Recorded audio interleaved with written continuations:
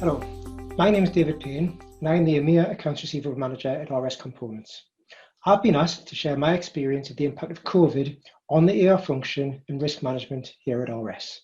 I hope it's interesting to many of you, and I'm interested in hearing about how other companies have been impacted and how you've looked to mitigate the impact as well. I'm sure there's going to be lots of similarities, but there may well be a lot of differences in learning to be had too. To start with a bit of an overview of RS Components, really to give some context for the rest of the session. So RS Components, we're the leading multi-channel provider of industrial and electronic products and services to industrial customers across EMEA and Asia Pacific, as well as providing electronics in the Americas. We've got a really broad product range, over 500,000 stocked products, high stock availability. We offer easy ordering, same-day dispatch, fast, reliable delivery, backed by technical expertise and support. We ship over 50,000 parcels a day and have over 2,500 suppliers. We're a trading brand of electric components, and we were founded in 1937 as Radio Spares. Some of the other trading brands that you might have heard of is Allied Electronics and Automation in the Americas, OKdo, which is our single board computing division, who sell Raspberry Pi computers, amongst others, IESA, who run outsourced procurement and stores management, and Design Spark, which is our online design community. A bit more context really is our customers. So the size and variety of our product range is also reflected in the number and variety of our customers. In EMEA, we've got over 500,000 active customers at any one time, ranging from national and multinational companies who have multiple orders a day, down to very small operations and hobbyists buying obviously a lot less frequently. About 50% of our customers are in the manufacturing industry, so OEMs, electronics, 40% in services industries, be that public sector, logistics, retail, etc., and about 10% in infrastructure, so utilities, construction, transportation.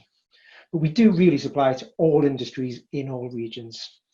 The good thing there, though, is that we're not reliant on any one customer, industry, or country for our sales. So now my team. So the EMEA AR team. I'm responsible for accounts receivable across all of Europe. I manage this through two main teams made up of over 120 people. The first one is my collections team. So these are actually based in 8 different markets, but do collections for all 16 markets that we operate in across Europe. My largest teams are in the UK and France, and it goes down to smaller teams, smallest teams actually in Eastern Europe. What they do is they carry out all of our processes requiring local language. So they are speaking to our customers, have local knowledge of local customs, holidays, etc. And they work closely with the sales teams who are also based in those countries. So they are the ones who are on the phone, who are emailing the customers, who are chasing and getting that money in. My other main team is my Accounts Receivable Shared Service Centre. This is based in the UK. And what these do is they do a lot of the language agnostic back office tasks. They serve all 16 markets, but what they do is they allocate the cash and they do a lot of the billing corrections for those teams. So as I said, they do anything language agnostic, anything automatable. And in fact, what they do is a lot of those processes are already automated. So for example, my cash allocation is about 85% auto allocated. So my team there are really picking up the last 15% and doing that manually. So by having that centralized, it enables my collection team, my front office teams to spend time really adding value, speaking to the customers, collecting the cash. So on the map, you'll see the red countries are those where I've got a team in country, purple are the other markets covered, and yellow is my shared service centre based in the UK. So what I like to see is I've got an international team, but with lots of really good local knowledge. And for me, it's really good about sharing best practices and problem solving across Europe. And that's also helped us in the last 6 months. So that's kind of how the team has been made up for some time. But now I want to come to how COVID has impacted us.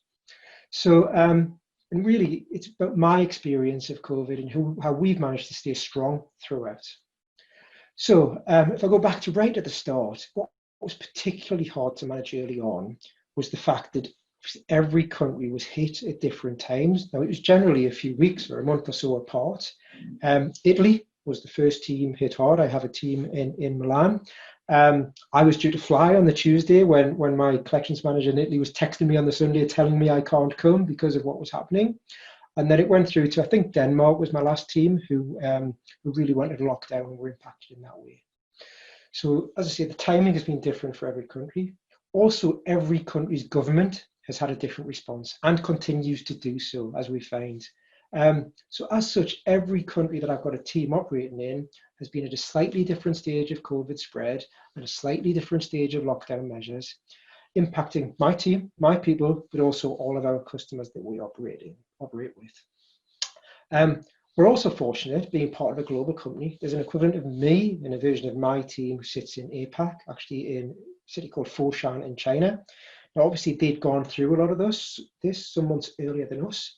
So we tried to take the learnings that we could from their experience to help us expedite some of our decisions in Europe around that as well. So in the early days, how did I manage it? Well, I did it just by speaking to people daily, understanding on a daily basis how every team in every country was impacted, what were the latest lockdown restrictions, which customers were being impacted, etc. So it was a lot of communication and sharing across my team. And for me, it was interesting. It was a balance of trying to be consistent across my whole EMEA team, whilst also aligning to local team, local country, local government requirements throughout the early stages of the pandemic. The other thing that obviously happened early on was the move to home working, a big change for large sections of my team. Again, different in each country. Some of my smaller teams either had laptops or were able to quickly source laptops internally from within the company, and we were able to get people home very, very quickly. My two largest teams in the UK and France were approximately 90% desktop, and desktop with 2 screens, but we moved at pace. The best example of this really is in the UK, where there's actually 70 people between my front office and my shared service centre team. On the week before lockdown was imposed, on the Monday morning, I had 2 people at home testing the capability of some of the remote working, some of the plugins that we had into the desktops to ensure they could connect to our internal systems, that the telephone system was working, etc. They were going to be able to make calls from home. From the Monday morning with 2 people at home to the Friday afternoon where everybody was at home, we worked at pace, getting people out in order, those who had to go home for medical reasons or who were the highest risk, through to those who we pretty much had to persuade to leave, who didn't want to go on that day as well. Other than, and we had very similar experiences in the team in France as well doing that. And other than some minor technical issues, ensuring prioritized VPN access for the collectors, everyone was up and running with it within a few days. So great to get everybody at home and all the technical challenges solved pretty much within a week. The second element of moving to home working is obviously our customers. So as you would expect, major national or international companies were quickly set up very similar to how we were and working at home very quickly. Although most probably weren't able to receive the telephone calls at home as quickly as we were. So we found a lot of our collection activities, a lot of our telephone calls, they shifted from telephone to email communication, at least for a couple of months really. However, the vast majority of our customers by volume don't have the infrastructure or the technology to move as quickly as we did. Therefore, there was a period of weeks where we just couldn't make contact with some of our customers. They weren't set up at home, but they'd been sent home, etc. And so we can only collect cash if we can speak to our customers.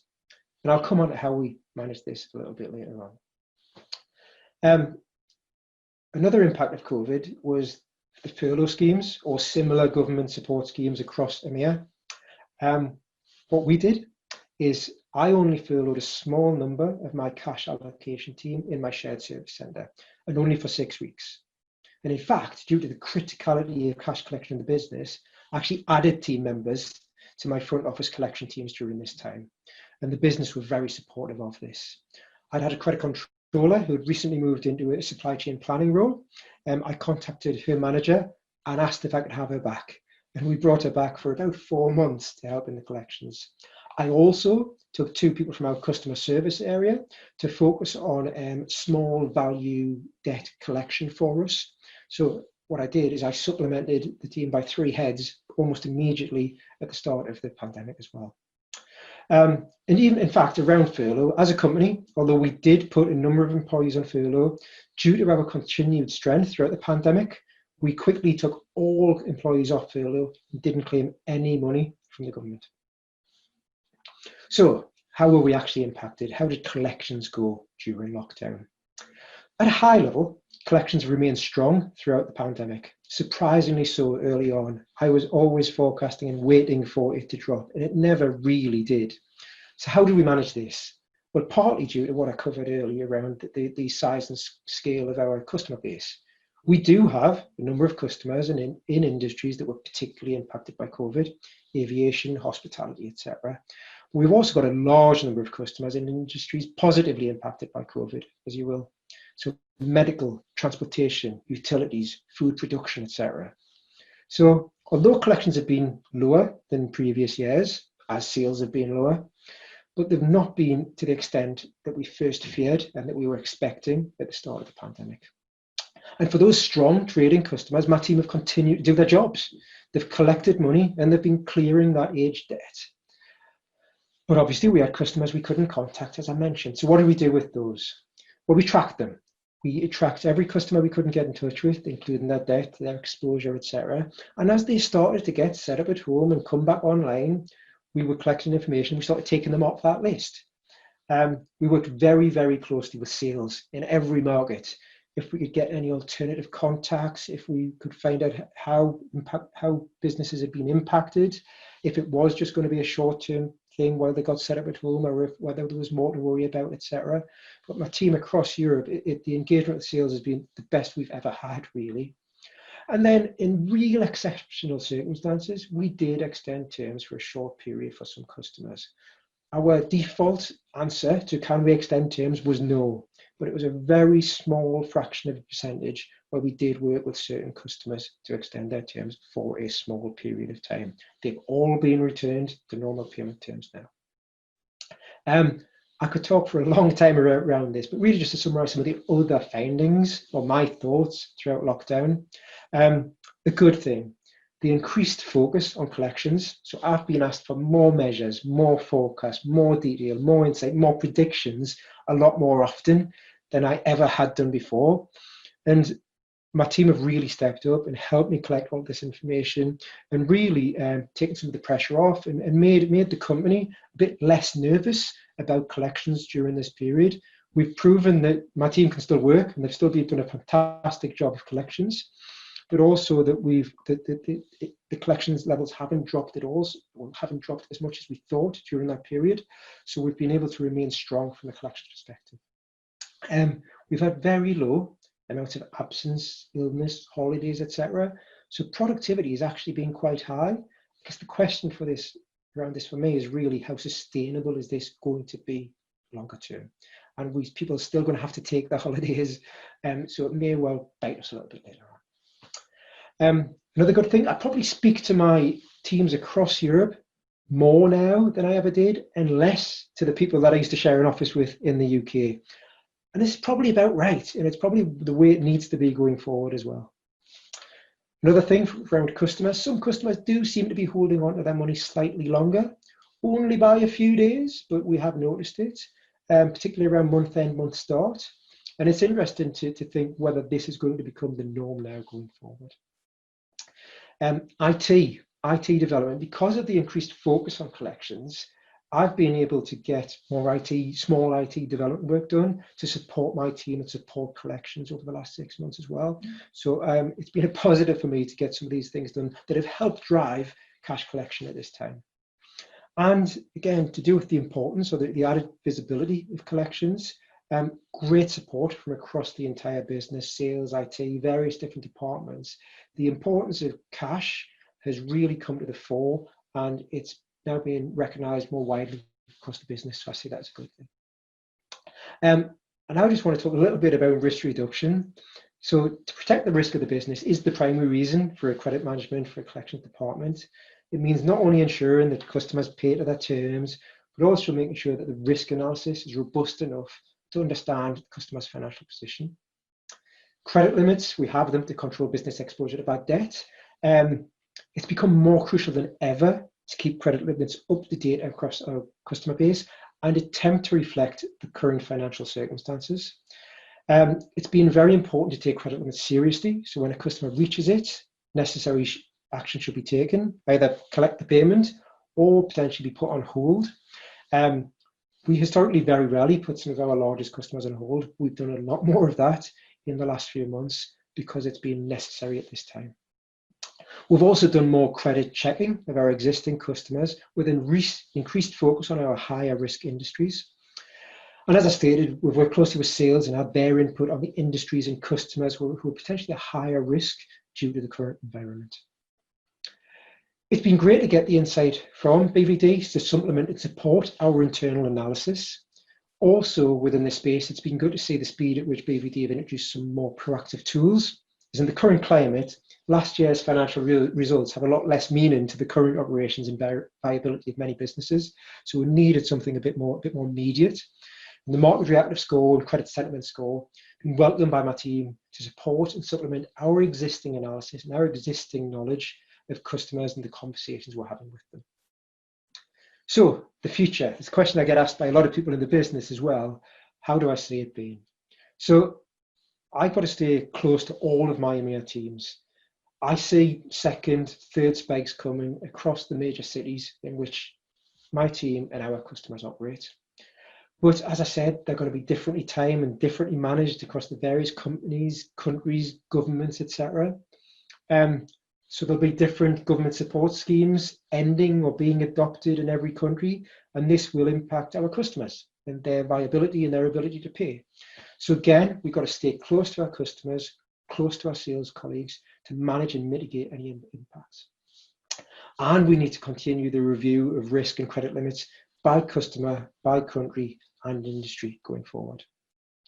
Within my team, returning to the office, as a company, we've stated that our stance is going to be to go slow.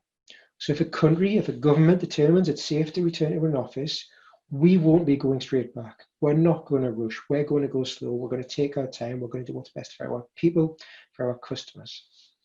We must also protect our warehouses. So we are a high stock distributor. A number of our offices are co-located at the same sites of the warehouses. We can't have lots of people in the offices that could increase the risk of COVID getting into our warehouses. So if anything, we are likely to stay at home for a bit longer than maybe some other industries.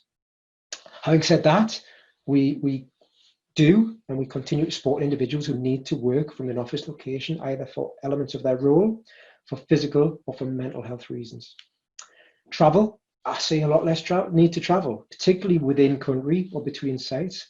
Although I am keen to be able to go and visit my teams across Europe when I can do in the future.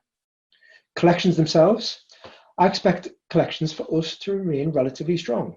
I do expect there to be an increase in insolvencies in some markets as government support reduces, but I expect my team to continue to be successful in collecting from both our large, strong trading customers and from our entire range of customers across Europe. And finally, people. We've got to continue to support the progress and the development of our people. We have recruited and onboarded 3 roles externally in the last 6 months in the UK and in Austria. We've recruited and promoted internally in the last 6 months also. It's not easy. It requires a different approach to the process, and particularly in training. We're learning from this, we're adapting what we do, and this will continue going forward. Finally, I think the most heartening thing from the last few months for me has been how quickly people have adapted and changed.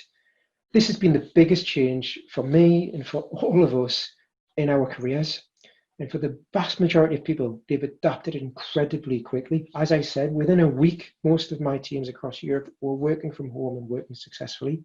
This is very encouraging for future changes that are either going to hit us or that we plan to do to improve the performance and the effectiveness of my team. Thank you. I hope that's been useful. And I'm hoping to hear somehow how your companies have dealt with this change as well. Thank you.